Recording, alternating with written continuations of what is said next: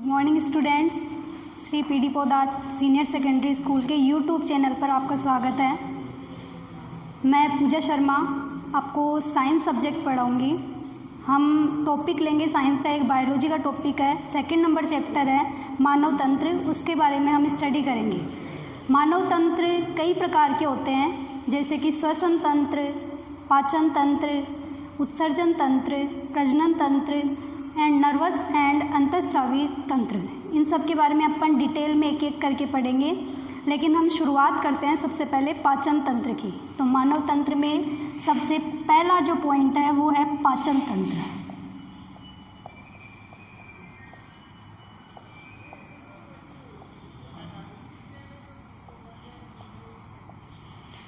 पाचन तंत्र के बारे में पढ़ने से पहले हमें ये जानना ज़रूरी है कि पाचन क्या होता है। हम भोजन ग्रहण करते हैं, भोजन को ग्रहण करने के बाद ये छोटे छोटे टुकड़ों में डिवाइड होकर एनर्जी में कन्वर्ट हो जाता है, ऊर्जा में बदल जाता है, जिसकी वजह से हम कोई भी कार्य कर पाते हैं। उसी को बोला जाता है भोजन का पाचन। जो अपशिष्ट पदार्थ हैं उनको हमारी शरीर से उत्सर्जित कर दिया जाता है। पाचन की डेफिनेशन कंप्लीट। आगे चलते हैं अपन पाचन तंत्र की डेफिनेशन। तो बहुत सारे अंग और ग्रंथियां आपस में मिलकर सामंजस्य के साथ कार्य करती है और हमारे शरीर की बहुत सारी मेटाबॉलिक प्रोसेस हैं उनको कंप्लीट करती है, उसी को बोला जाता है पाचन तंत्र। पाचन तंत्र के दो भाग होते हैं। नंबर फर्स्ट अंग और नंबर सेकंड ग्रंथि। दो भाग होते हैं, अंग और ग्रंथियाँ। आगे इसके बारे में डिटेल में पढ़ने से पहले हमें ये जानना ज़रूरी है कि इसका डायग्राम कैसे होता है, क्योंकि एग्ज़ाम में पाचन तंत्र का डायग्राम पूछा जाता है, इम्पोर्टेंट क्वेश्चन है। तो पहले हम डायग्राम देखेंगे, उसके बारे में उसके बाद में इनके पार्ट है वो डिटेल में स्टडी करेंगे। तो डायग्राम ऑफ पाचन तंत्र।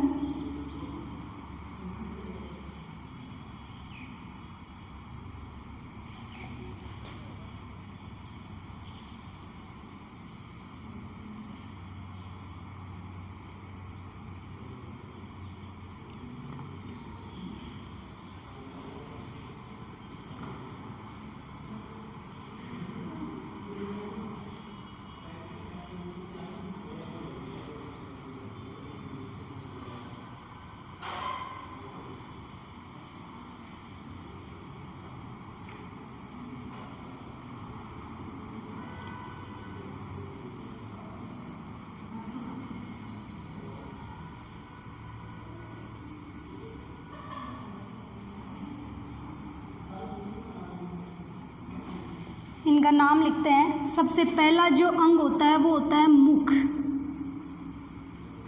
नंबर 2 पे आता है ग्रसनी। नंबर 3 पे ग्रासनली। नंबर 4 आमाशय। नंबर 5 ये जो दिखाई दे रही है आपको छोटी आंत।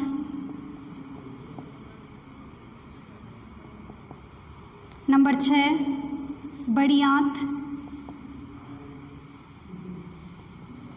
नंबर 7 मलाशय एंड लास्ट मलद्वार। तो ये 8 अंग होते हैं पाचन तंत्र में। मुख, ग्रसनी, ग्रासनली, आमाशय, छोटी आंत, बड़ी आंत, मलाशय और मलद्वार। इसी प्रकार से ग्रंथियां भी उपस्थित होती है। पाचन तंत्र में 3 तरह की ग्रंथियां प्रेजेंट होती है। सबसे पहली जो ग्रंथि है वो होती है लार ग्रंथि, जो कि मुंह में प्रेजेंट होती है।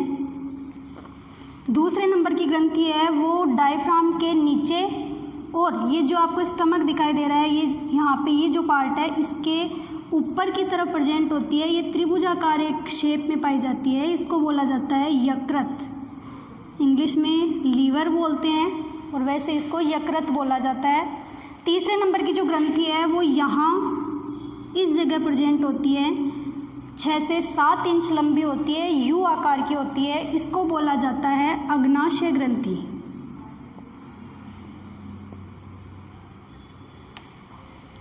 तो ग्रंथि पूरा हो गया और अंग पूरा हो गया। अब इन अंगों के बारे में और ग्रंथियों के बारे में हम डिटेल में पढ़ेंगे। तो सबसे पहला जो अंग है वो है मुख।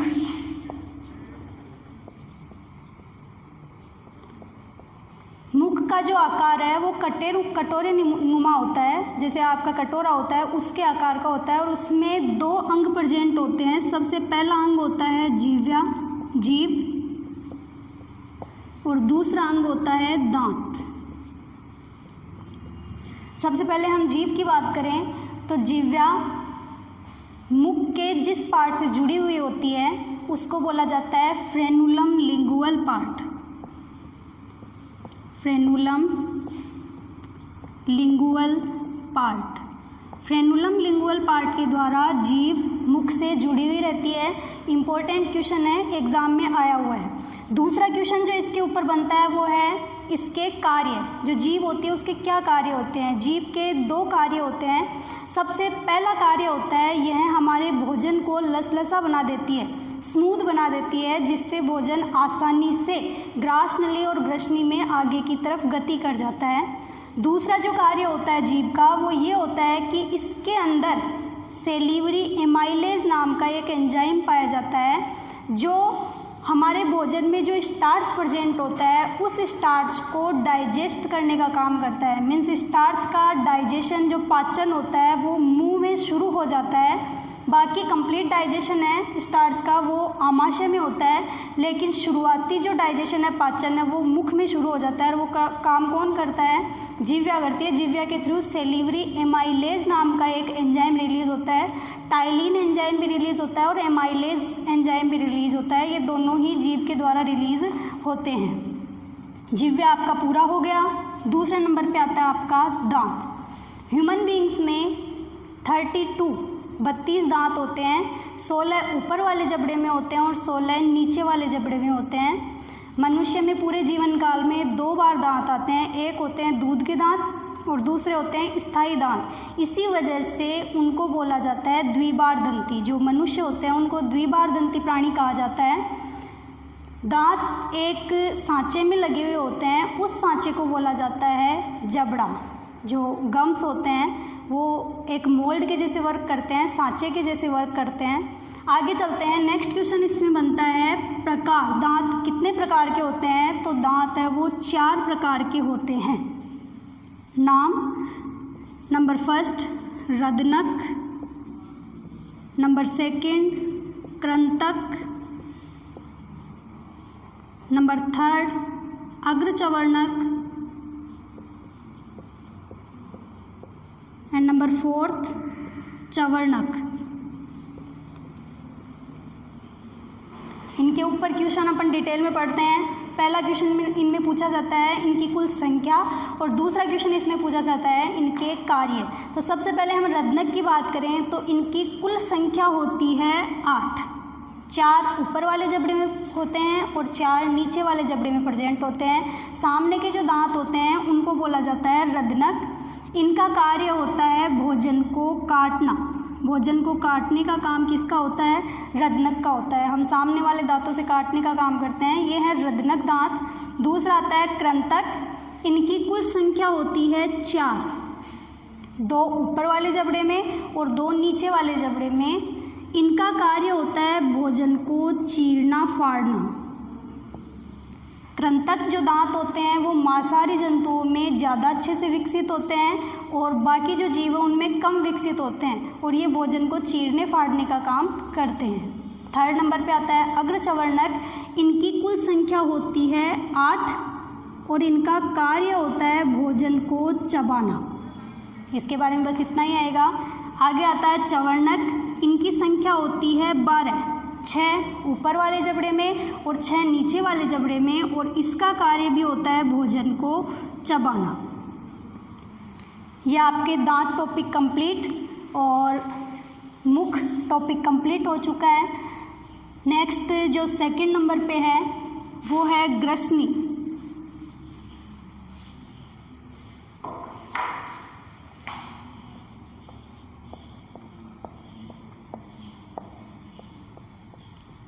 ग्रसनी में भोजन नली और श्वास नली आपस में जुड़ी हुई रहती है। आगे की तरफ श्वास नली और पीछे की तरफ भोजन नली होती है। ये जो यहाँ से ये दिखाई दे रही है इसको बोला जाता है ग्रसनी। दूसरा क्वेश्चन इसमें से बनता है इसके प्रकार। ग्रसनी 3 तरह की होती है। सबसे पहली ग्रसनी होती है नासा ग्रसनी। नंबर 2 ग्रसनी होती है मुख ग्रसनी। और नंबर 3 ग्रसनी होती है अधोग्रसनी, या इसी का दूसरा नाम होता है कंठ ग्रसनी। दोनों नाम से इसको बोला जाता है, अधोग्रसनी भी बोलते हैं और कंठ ग्रसनी भी बोलते हैं। अब पहले हम इनके बारे में देख लेते हैं कि ये कहाँ प्रेजेंट होती है। जहाँ पर नोज़ का होल प्रेजेंट होता है, नाक का होल प्रेजेंट होता है, यहाँ से यहाँ तक की जो ग्रसनी है वो कहलाएगी नासा ग्रसनी। जो मुख से जुड़ी हुई होती है उस ग्रसनी को बोला जाता है, यानी जो ये मध्य भाग की जो ग्रसनी है इसको बोला जाता है मुख ग्रसनी। और जो यहाँ पे लेरिंग्स प्रेजेंट होता है इसके पास में जो प्रेजेंट होती है उसको बोला जाता है अधोग्रसनी या कंठ ग्रसनी। ग्रसनी टॉपिक कंप्लीट। नेक्स्ट आपका है ग्रास नली। 3rd नंबर पे है ग्रास नली।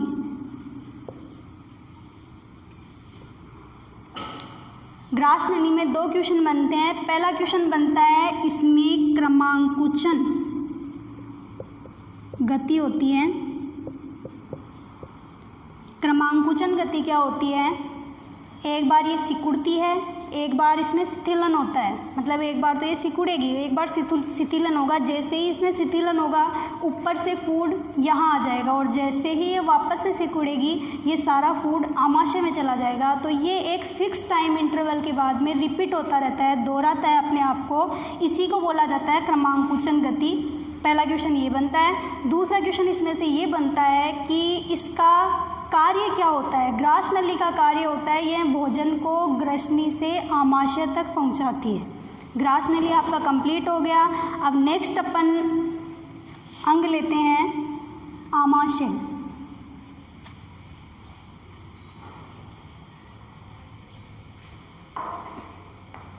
नंबर 4 ऑर्गन अंग है आमाशय। पहला क्वेश्चन जो आमाशय में बनता है वो ये है कि आमाशय की जो दीवार है उसमें ऑक्जेंटिक सेल प्रेजेंट होती है। कौन सी सेल? ऑक्जेंटिक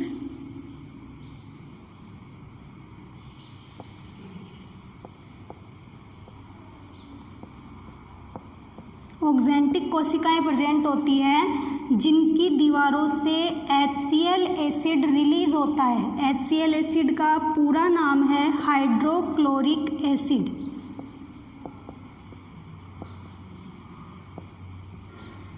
हाइड्रोक्लोरिक एसिड या हाइड्रोक्लोरिक अम्ल इसको बोला जाता है। इसकी दीवारों से रेगुलरली ये रिलीज़ होता रहता है। इस HCl के क्या कार्य हैं? यह 2 कार्य करता है। पहला तो आमाशय में भोजन के साथ में अगर कोई जीवाणु प्रेजेंट हो तो उनको नष्ट करने का काम HCl का होता है, और दूसरा यह भोजन के पाचन में भी मदद करता है। ये जो भोजन है उसका वातावरण है उसको अम्लीय बना देता है और भोजन के पाचन में मदद करता है। HCl कंप्लीट हो गया। सेकंड क्वेश्चन जो आमाशय में बनता है वो है इसके प्रकार। आमाशय को 3 भागों में बांटा गया है। पहला है जठरागम, दूसरा है जठर निर्गमी और 3rd नंबर पे है फंडिस। जठरागम भाग जहाँ से ग्रास नली आमाशय से जुड़ी हुई होती है, सबसे बड़ा लेफ्ट साइड का जो पोर्शन है बाईं तरफ जो पाया जाता है उसको बोला जाता है जठरागम भाग। दूसरे नंबर पे आता है आपका फंडिस। ये जो बीच वाला पोर्शन आपको दिखाई दे रहा है इसको बोला जाता है फंडिस भाग। और तीसरा आता है जठर निर्गमी, जहाँ पर आमाशय छोटी आंत से मिलता है उस जगह को बोला जाता है जठर निर्गमी भाग। आमाशय के 3 भाग होते हैं, तीनों का कार्य भी अलग अलग होता है। सबसे पहले बात करूं मैं, इनमें नॉर्मली डाइजेशन पूरा होता है और डाइजेशन है वो पाचक एंजाइमों के द्वारा होता है। तो इनके बारे में डिटेल में अपन पढ़ेंगे, लेकिन उससे पहले एक छोटी सी चीज़ है वो और देख लेते हैं अपन। जठरागम भाग, जठर निर्गमी और फंडिस, यहाँ ये जो प्रेजेंट हैं उनके जस्ट ऊपर यहाँ पर एक फ्लेप लाइक स्ट्रक्चर प्रेजेंट होती है, मतलब एक पर्दा उपस्थित होता है। यहाँ भी एक पर्दा होता है और यहाँ भी एक पर्दा होता है। ये काम क्या करता है, यहाँ से ये जो भोजन है उसको वापस से ग्रास नली और ग्रसनी में नहीं जाने देता है, और यहाँ का जो भोजन है उसको वापस से आमाशय में नहीं जाने देता है, मतलब एक अवरोधक के जैसे काम करता है। ये दो पर्दे यहाँ पर प्रेजेंट होते हैं और इन दोनों पर्दों को बोला जाता है, जो पहला पर्दा है उसको बोला जाता है ग्रास नली अवरोधिनी।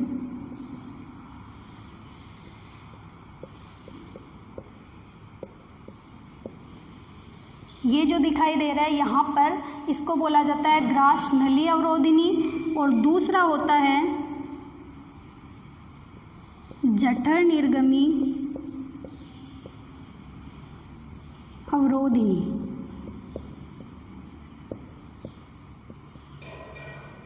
ये दो तरह के अवरोध आमाशय की दोनों तरफ, जहाँ पे ये ग्रास नली से मिलता है और जहाँ ये छोटी आंत से मिलता है, वहाँ पर पाए जाते हैं। दोनों के नाम है ग्रास नली अवरोधिनी और जठर निर्गमी अवरोधिनी। और ठीक ऐसे ही आमाशय के 3 भाग होते हैं, जठरागम, जठर निर्गमी और फंडिस भाग।